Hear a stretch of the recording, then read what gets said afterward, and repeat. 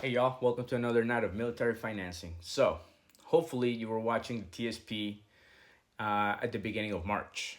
I recommended that we move our money from whatever we had it at to the G and F because historically March was a pretty bad month.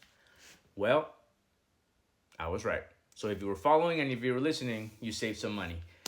The C fund was negative 5%. The S fund was negative 5%, and the I fund was negative 10%. I rounded up. It was like 4.9, 4.7, and like 9.8. But I told you guys to move your money to the GNF. Well, the G was again positive. It was a 0.33%. Not a lot of gain, but the whole point is that you're trying to avoid those huge dips. The F fund, however, did go down, but it went down negative 1.7. Right. So um, if you moved your money away from the CSNI, you saved a lot of money. Okay. In I guess technically we put all our money in the G fund, we would have been positive and not negative. But one rule about the stock market, you don't put all your eggs in the basket. All right, you don't put all your eggs in one basket. So that's why we went G and F. However, losing negative 1.77 in the F fund, way better than 10% on the I fund or 5% on the C and the S. So far, if you're tracking and following year to date, we are a win for February and a win for March. I will say that so far in April, okay, I said that you should put your money to the C, S, and I fund for the month of April. Well, for the first week, the S&P has jumped about $500. That's all CSNI. And so far as the CSNI is tracking, we're winning.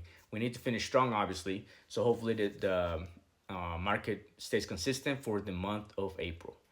Again, highly encourage you to pay attention to the TSP and the way I'm telling you guys to move those funds around because so far it's paying off. Um, if you had $100,000 in the TSP, all right, and then you avoided that dip, you would have saved yourself $20,000.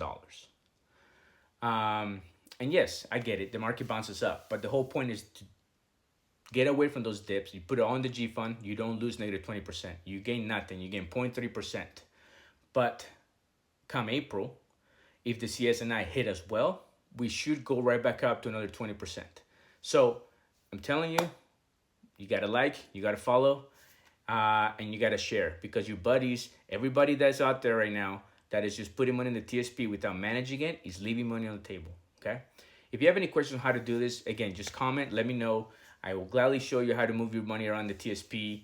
I'll tell you about the 5 funds and the L funds so you could get a little bit more savvy on what the TSP is. So with stuff that I'm telling you, you can be like, oh, I understand that. I'm going to do that. Or I'm going to do my own research because, again, it's all up to you. I'm not a CPA. I'm not a financial counselor. All I'm doing is showing you the experience that I have with it, what I'm doing, and then so far, we're doing pretty good this year. Follow for more.